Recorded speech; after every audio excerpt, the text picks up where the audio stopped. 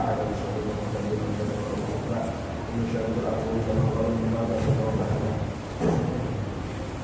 ثم إلى المسلم العقل والمسلم والمسلم العظيم ومن تعالى بعده وصول أن يوضع عنه وبين تعالى عنه إن لا قدر ربنا وقد سمع الشيخ وما ذاك إلى المسلم والقرآن والمسلمين إليه أجمعين ثم إلى سبيل الحق والمطلع نعبد والمطلع والحق على محمد صلى الله عليه وسلم صلى الله عليه وسلم والقرآن والمسلمين إليه أجمعين إن لم يفعل وسلم الله عليه وسلم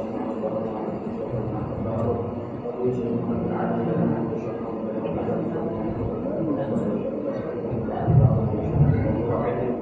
والمسلمين الذين معهم من والوالدين والدين وأمهاتهم وأمهاتهم وأمهات المسلمين أجمعين أن الله الكريم يتغشى بالرحمة والمغفرة ويجعل ذلك من الجنة وعمل الصالحات مع الله وبركاته وعلوم في الدين والآخرة وأن الله يجعل المسلمين ينزل محبة وتوكل على الأدب ويحشر في سنته في الخير والعافية على هذه وعلى كل شر على شامل الآخرة بسم الله وأمنه وبشر شرط الفاتحة أعوذ بالله من الشيطان الرجيم بسم الله الرحمن الرحيم الحمد لله رب العالمين الرحمن الرحيم إياك نعبد وإياك نستعين اهدنا الصراط المستقيم صراط الذين أنعمت عليهم غير المغضوب عليهم ولا الضالين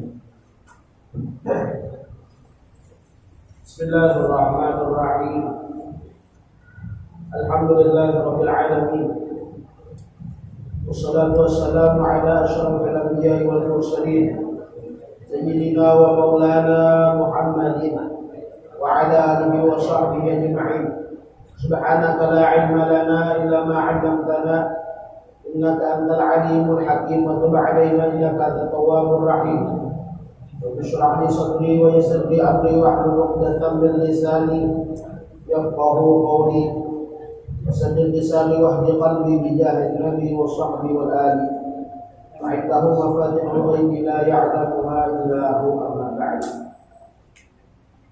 حاضرين الحاضرات رحمكم الله Alhamdulillah segala puji bagi Allah Subhanahu wa taala yang telah memberikan kepada kita nikmat-nikmatnya terutama nikmat iman dan nikmat Islam. Begitu pula dengan nikmat taufik dan hidayah, sehingga dengan nikmat-nikmat itu Allah kumpulkan kita di waktu yang mulia ini di tempat yang mulia dengan niat yang mulia juga, yaitu mendekatkan diri kepada Allah Subhanahu wa taala. Semoga apa yang kita kerjakan dari berbagai macam amaliyah diterima oleh Allah Subhanahu wa taala. Amin ya rabbal alamin. Qala al-mu'allif hafizahullah taala wa nafa'ana bihi wa bi jami'i ulumihi fid dharain amin. Ahkamul jabirati ila an qala hukmu salati sahibil jabirah min nahiyatil qada.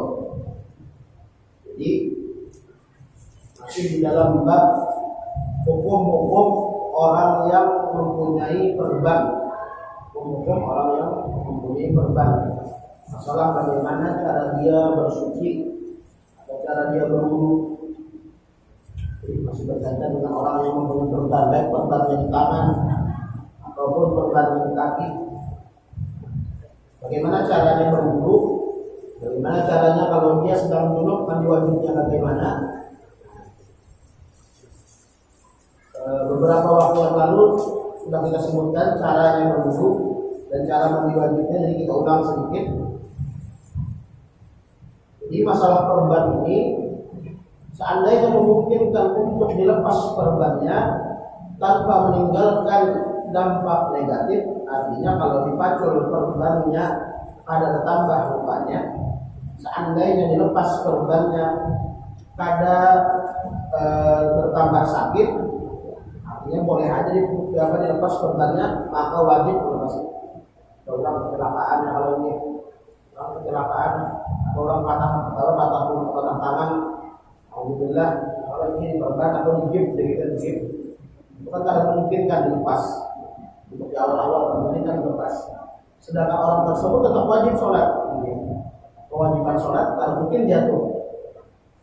Kan dikatakan orang yang cuma hanya bisa bergerak hatinya, artinya orang tersebut tidak mungkin lemah bergerak badannya dalam keadaan tersisa hanya kesadaran hati. Awak kalau lagi kayak koma dan kita tidak. Tapi hati masih sadar, belum meninggal lagi.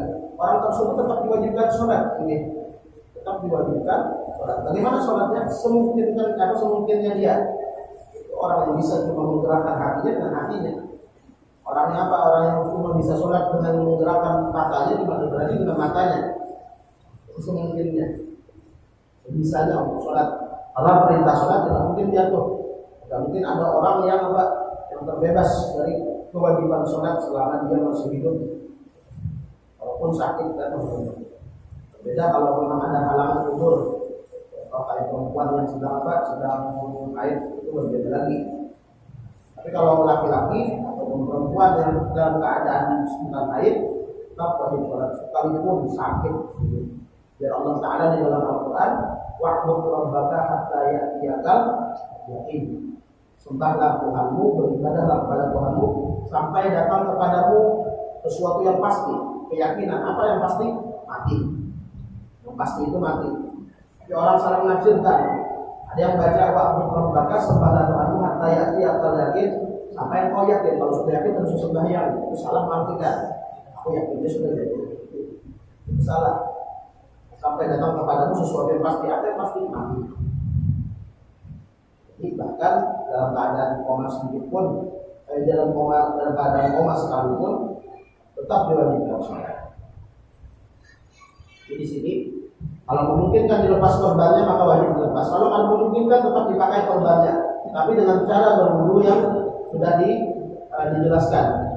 Cara berwudunya adalah seandainya kita anggap korban itu ada di tangan. Di sini tadi korban itu tangan, kaki ya kalau gitu.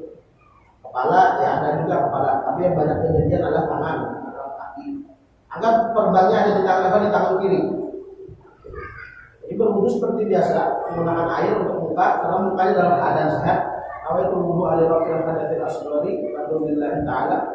Mukanya kayak biasa, karena mukanya dalam keadaan sehat, ada korban. Tadi kena air. Kemudian selesai muka, tangan kanannya kan sehat, tidak ada korban, tidak ada penyakitnya. Itu air juga sampai selesai tangan kanan, tangan kiri kan diperban, atau di apa jadi kita perbannya itu. Maka bagaimana? Ada melanjut ke tangan kiri dulu atau langsung kepala ada. Ketika sudah tangan kanan, pas giliran hendak mengusap tangan kiri, ada mungkin kan sudah kena air karena berban, maka diambil debu bertayamum, buka, berniat lagi berarti. Nawaitu tayamum tiba hadis sholat. Aku berniat tayamum supaya diperbolehkan sholat. Tepuk sekali, buka. Tepuk kedua tangan. Selesai tayamum, lanjut kepala. Nah, lalu apa namanya? Setelah kepala, telinga, sunnah kan teruskan. Jadi kombinasi antara wudu dan tayamum. Kenapa ada tayamum? Karena apa? Karena ada anggota badan yang tidak mungkin kena air. Jadi penggantinya adalah tayamum. Akan tetapi yang apa tadi yang diperban tadi, anggap di sini diperban semua, itu tetap diusap pakai air. Tapi diusap bukan disiram. Habis kita tayamum tetap diusap pakai air, ada air sedikit. Air kita usap kepala. Diusap aja ya, bukan disiram. Jadi kombinasi antara wudu dan tayamum. Mengapa seperti itu? Karena ada anggota wudu atau bagian badan yang wajib kena air tapi tidak bisa kena air, gantinya dengan tayamum. Lalu korbannya tadi diusap dengan air. Kayak kita usap kepala kan sedikit aja. Jadi, itu kalau di tangan kiri. Seandainya korbannya ada di kaki gimana? Seandainya korbannya ada di kaki berarti muka biasa, tangan kanan biasa kayak air, tangan kiri biasa kayak air, terus kepala biasa. Pas misalkan korbannya ada di kaki kanan, nah giliran mau kaki kanan itu tayamum. Setelah tayamum usap kaki kanan yang ada korbannya itu usap sedikit. usah pakai air aja usah. Dengan syarat kalau di kaki itu perbannya ada di anggota yang wajib dibasuh. Kalau perbannya ada di lutut, tidak masalah.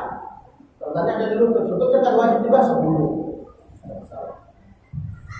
Kalau wudhu, jadi diusap sedikit pakai air setelah tayamum tadi, baru lanjut kaki kiri. Ini kalau wudhu. Apabila kalau orang yang mempunyai perban, ada orang berperban di tangan atau kaki atau kadang anggota badan yang lain, misalkan di sini luka, di sini pakai perban, atau kepala luka, kepala pakai perban. Sedangkan dia junub kan? Dan antara syarat sah mandi wajib atau mandi besar adalah semua air harus merata ke seluruh anggota tubuh. Bagaimana caranya? Caranya mandi kayak biasa. Mandi kayak biasa. Yang kadang kena air kan kena air. Artinya anggap perbannya dia di kepala. Jadi kepalanya kena air, badannya kena air. Giliran selesai sudah semua badan kena air, anggota badan yang kena air tadi itu diganti dengan apa? Diganti dengan tayamum.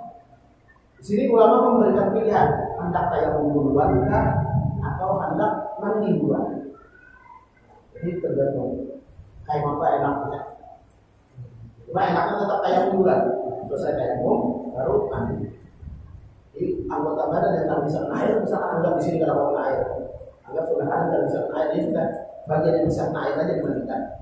Nah yang tak bisa kena air ini kan wajib tetap karena dia dulu wajib kena air. Apa dia tidak dengan tayamum? Itu seperti itu. Supaya ada pengadanya, ada keluarga kita atau patokan kita yang lagi garing atau apa, kita wajib ada dulu. Karena kewajiban sholat kemudian hukum sholat sahibil jadirah bin nahiyatil qadha. Hukum sholatnya orang yang mempunyai perban dari sisi apakah wajib diqadha atau tidak. Karena apa? Karena kan sholatnya ada sempurna. Kenapa belum bilang sholatnya ada sempurna? Ada orang punya perban di tangan kiri, jatuh jalan di perban. Otomatis kan tadi wudhunya dikombinasi dengan tayamum. Kan sholatnya kan sempurna karena tangannya ini ada yang kena air. Sedangkan perban itu biasanya ini kalau lukanya segini, anggap lukanya segini, kadang mungkin biasanya perban itu pas. Biasanya mengambil lagi.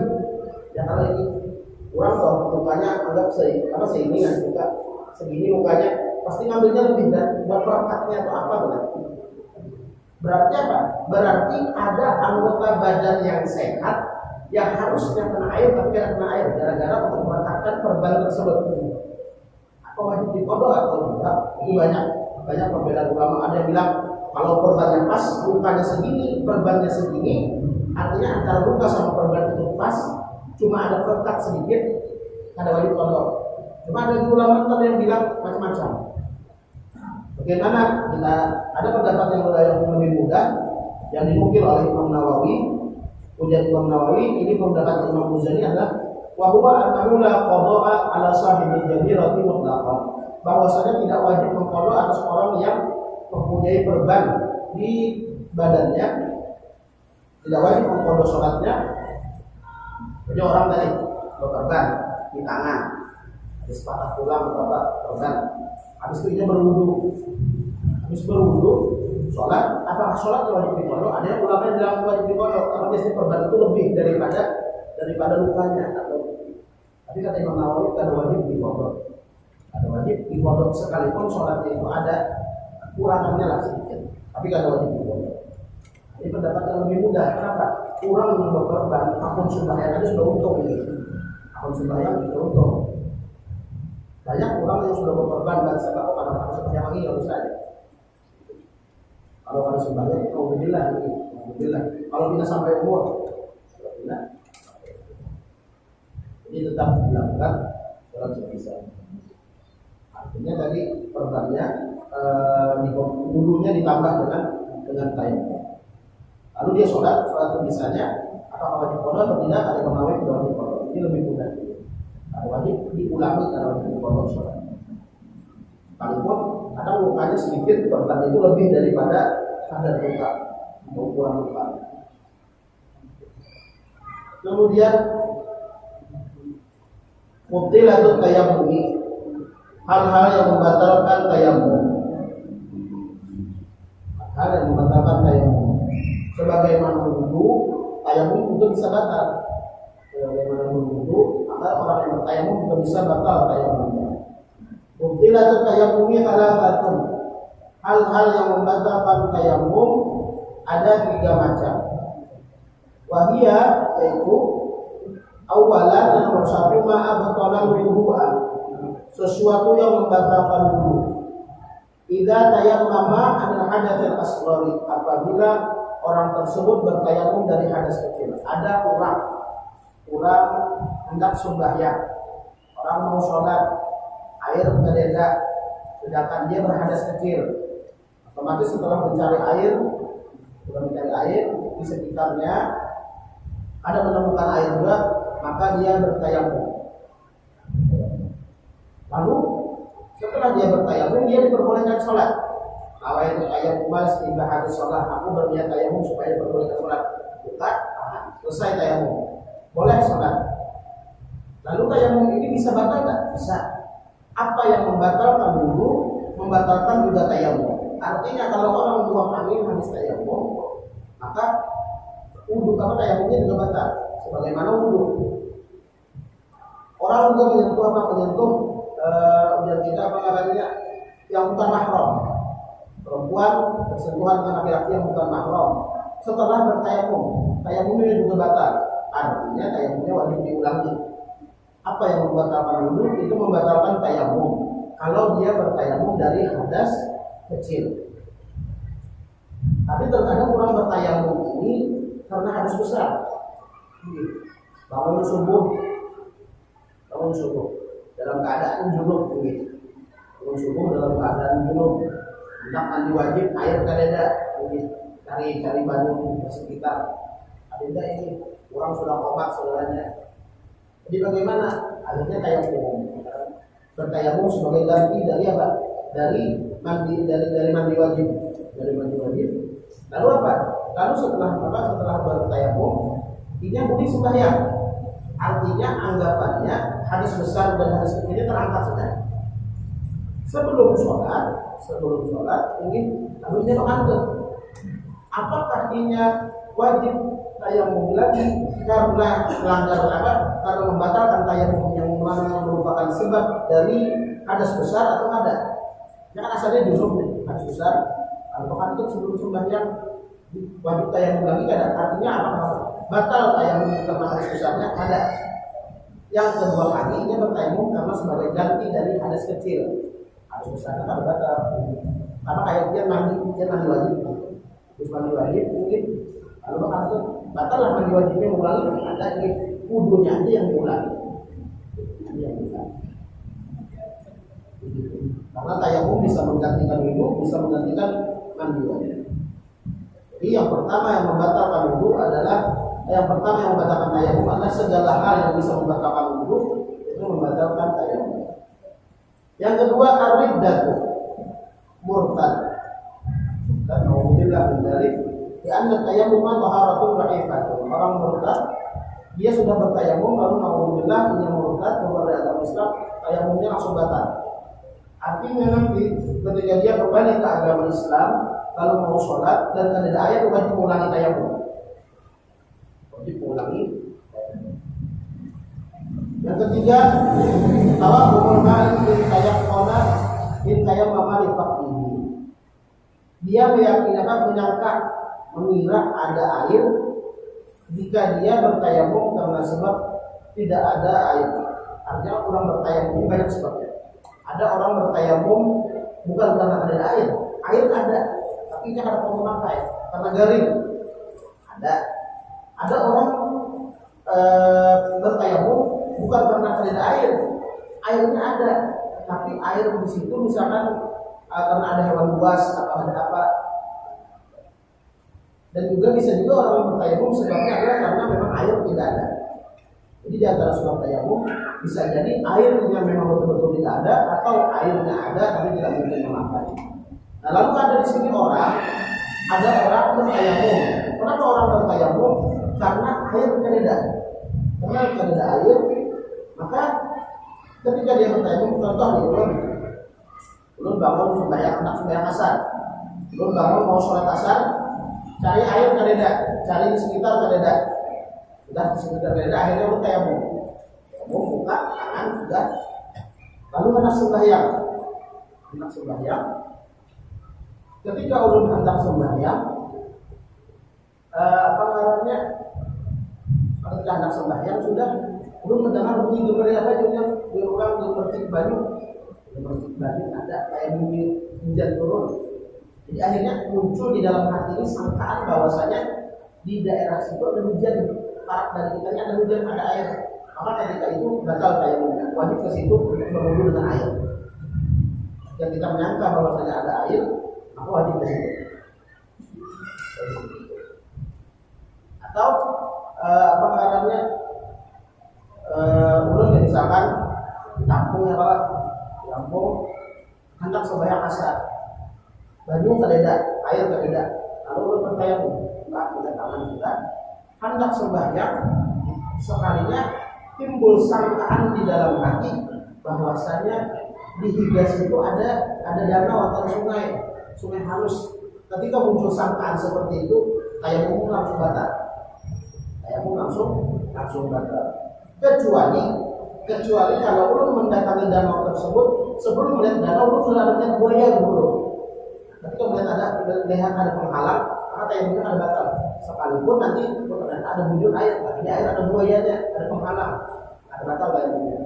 Karena ada bukti kita tayamum ini ada penghalangnya. Penghalangnya buaya tadi itu. Contoh.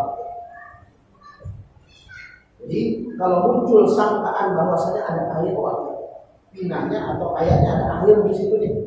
Ini kayaknya ada air di situ. Apa melihat misalkan daerah itu mendung. Ini hujan di situ. Ketika muncul sangkaan batal tadi. Kemudian masalah tufaidin tahura ini permasalahan orang yang tidak mempunyai alat atau perantara untuk bersuci. Contoh kayak buhan nabi, anggap kayak buhan nabi, narapidana yang di dalam penjara, ada di keluarga kurang dari sel. Banyu kadeda misalkan, anggap banyu kadeda, debu kadeda juga. Banyu kadeda, debu kadeda. Sedangkan waktu sholat itu berjalan terus. Lalu bagaimana dia bersuci? Faqidat tahura ini walladhi faqadal ma'a wa turab. Orang yang ada di sini debu, ada di siapa? Ada di sini air. Anggapannya kayak orang yang kurung. Bagaimana cara dia sholat? Bersucinya bagaimana? Bersucinya dengan cara hukum annahu yajibu alaihi. Hukumnya adalah bahwasanya dia wajib ayyusalli al-fardhu bi hurmatil waqti. Dia wajib sholat fardu ketika masuk waktu zuhur, wajib sholat zuhur.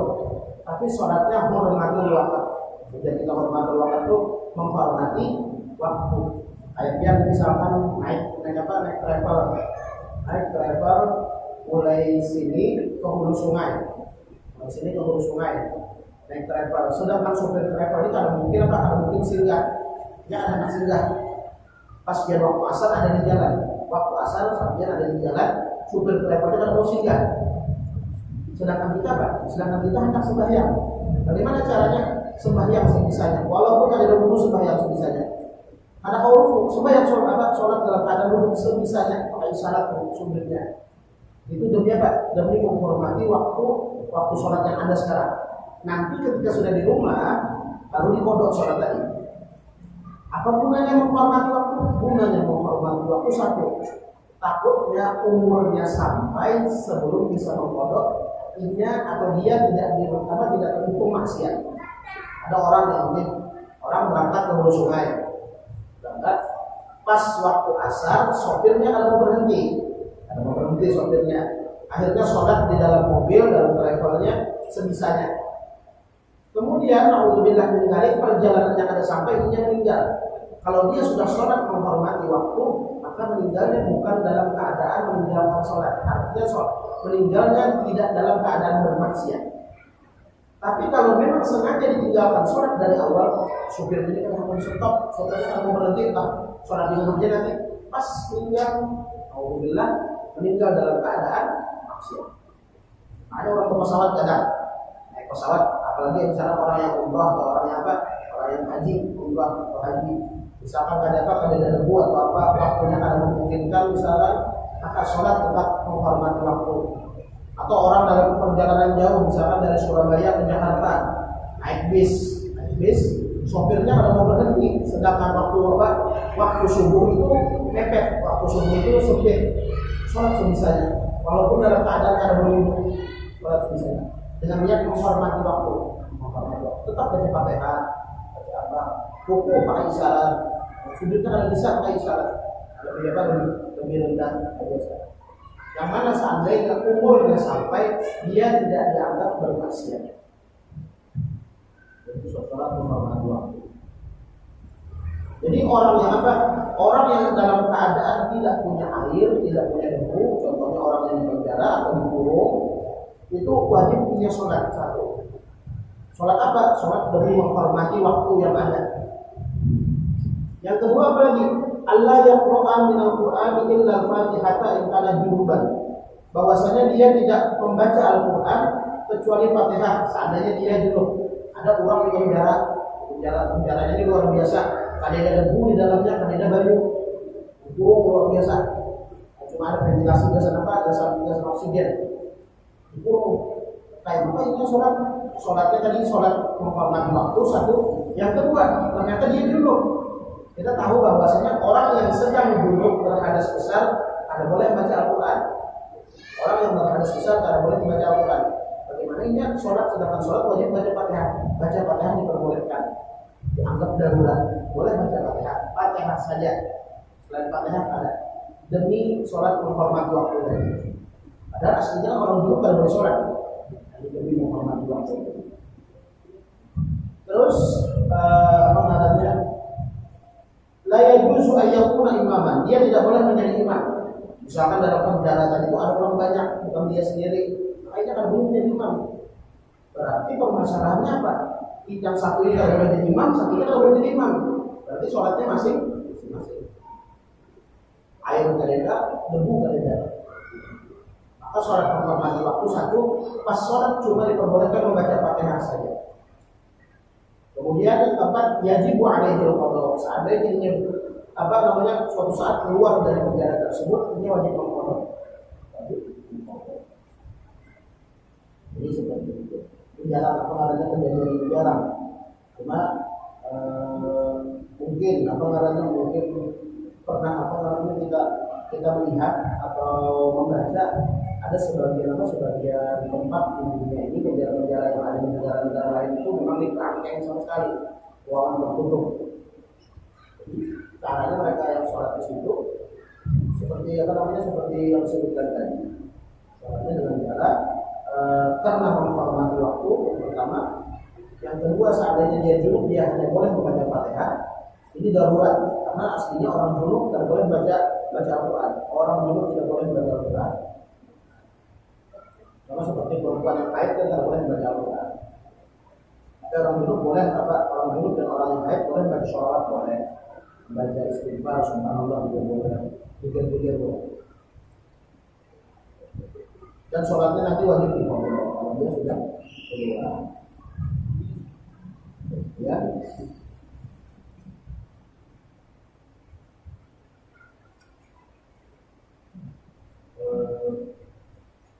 Babul haid, bab haid dilewati saja. Kalau ada pertanyaan dan juga bisa ditanyakan. Bab haid kita lewati.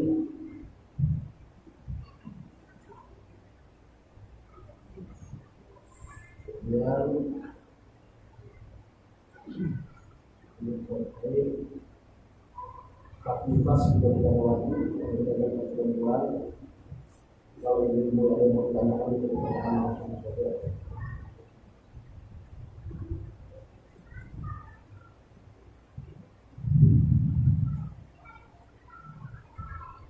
Apabila berkaitan dengan hal tersebut sensitif terkait dengan aktivitas. Langsung ke bab selanjutnya yaitu alladzi yahrumu bil hadathi, sesuatu yang diharamkan karena sebab seseorang itu berhadat. Hadat Al-hadatsu huwa amrun i'tibariyun yaqumu bil badani yang sihhat as-salati haitsu la muradu shalah. Yang namanya hadas itu adalah sesuatu yang maknawi. Karena dikatakan kita ketika tidak berwudu itu berhadas kecil. Mana hadasnya? Karena kelihatan sesuatu yang maknawi. Tapi hal tersebut menghalangi kita untuk mengerjakan sholat. Bahwa ikhlani hadas itu ada dua, hadatsun asghar dan hadas akbar. Hadas kecil dan hadas besar. Hadas kecil adalah wahwa ma'aujaba wudu'a, sesuatu yang mewajibkan wudu. Orang kayak biasanya orang hadas kecil, orang hadas besar, buang angin, namanya hadas kecil, kita paham semua insyaallah. Hadas besar yaitu wahwa ma'aujaba ghusla, sesuatu yang mewajibkan untuk mandi. Yang tahu juga ini orang yang wajib mandi, di antaranya orang yang junub dengan berbagai macam penyebabnya, orang yang haid, orang yang nifas, orang yang harus melahirkan, itu harus besar. Kemudian alladzi yahrumu bil hadathi wal janabati wal haidi arba'atun.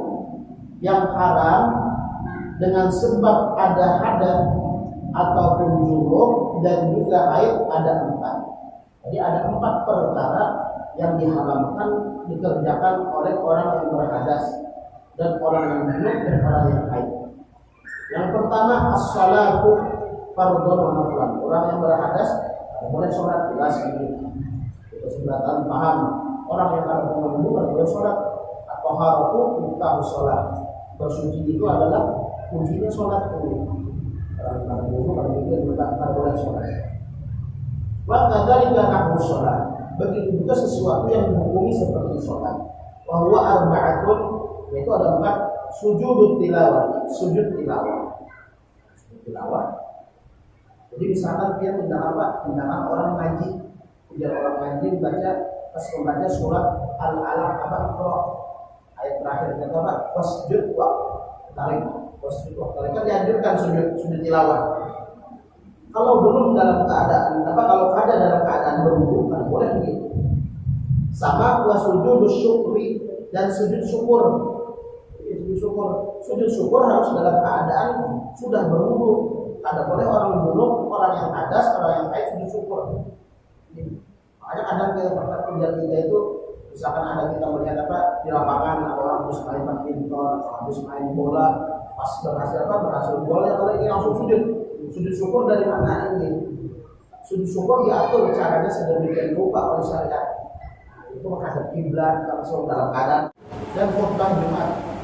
Khutbah Jumat harus dalam keadaan berwudu. Ada boleh orang yang junub ataupun orang yang lagi berhadas tidak berwudu itu khutbah. Karena khutbah Jumat merupakan sholat.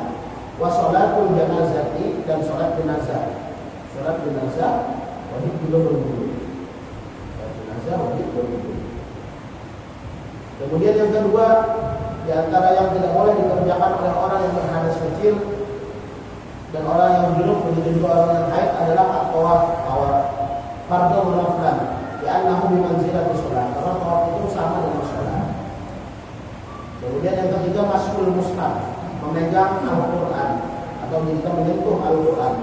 Al-muradu bil mushaf makutiba fi Quran walau ba'du ayat. Sesuatu yang dituliskan Al-Quran sekalipun hadas 30 juz. Sesuatu yang dituliskan Al-Quran sekalipun tidak 30 juz. Jadi masul mushaf, menyentuh mushaf itu harus dalam keadaan berwudu. Lalu apa itu mushaf? Mushaf itu adalah sesuatu yang di dalamnya tertulis Al-Quran walau ba'du ayat, sekalipun cuma beberapa ayat, yang mana tujuan penulisan tersebut adalah untuk supaya dibaca ulang.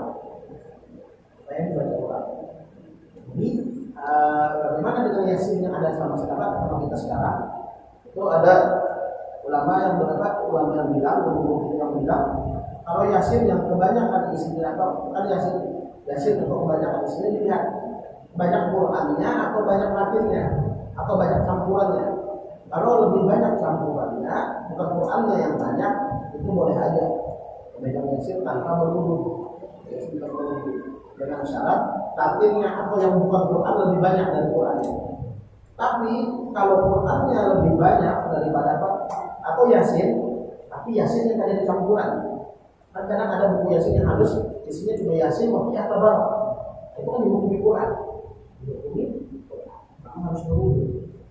Kalau yang tidak ada campurannya harus berwudu. Tapi kalau yang ada artinya, ada bahasa Indonesianya, apalagi ada gambar orangnya, kalau pengarang anak-anak sendiri, kalau banyak campurannya, artinya banyak selain Al-Qurannya boleh ada. Menyentuh. Jadi orang yang wudhu, orang yang ada, orang yang haid tidak boleh menyentuh mushaf. Yang keempat adalah hamlul mushaf, membawa Al-Quran. Kalau tadi sekadar menyentuh, sekarang mengangkat. La yajuzu hamluhu lil balighi illa idza kana ma'al mata, kecuali bersama barang. Jadi kalau anak harus bawa Al-Quran memang enggak. Apalagi kita lihat misalkan ada anak kecil, dia belajar apa namanya, belajar Al-Quran. Sedangkan ini masih umur 5 tahun Al-Quran.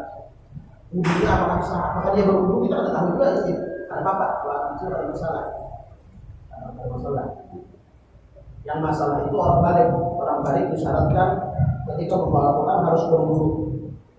Kecuali orang tersebut membawa Al-Quran bersama barang. Contohnya ulun membawa tas, di dalam tas pun ada Al-Quran. Itu dilihat niatnya. Jadi misalnya ulun bawa tas ya, ini kampung, bawa tas, di dalam tas ada Al-Quran. Asalnya ulun juga wudu, ulun tiba-tiba di jalan batal wudunya.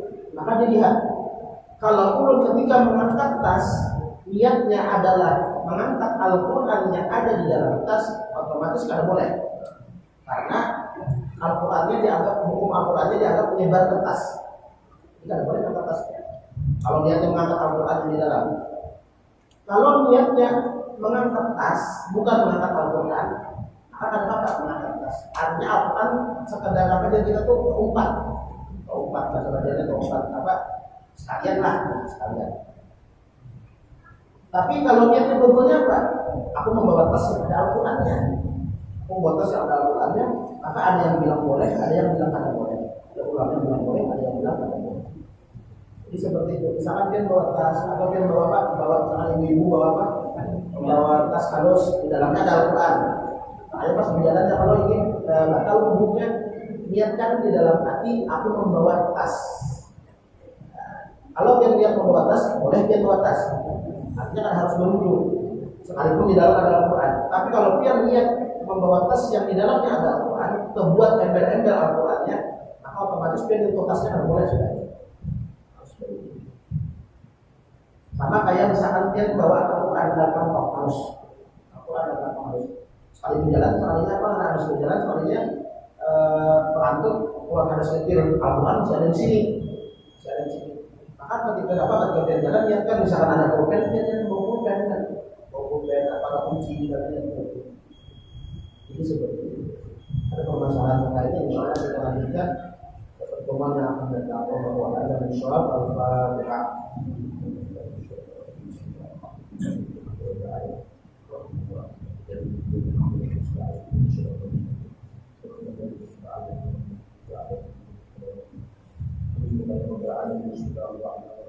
Alhamdulillah rabbil alamin. Allahumma shalli wa sallim ala sayyidina Muhammad wa ala alihi wa sahbihi ajma'in. Wa'ala alihi wa sahbihi wa rahmatullahi wa barakatuh. Rabbana rabbana sallallahu alaihi wa sallam ala nabiyyina Muhammadin wa ala alihi wa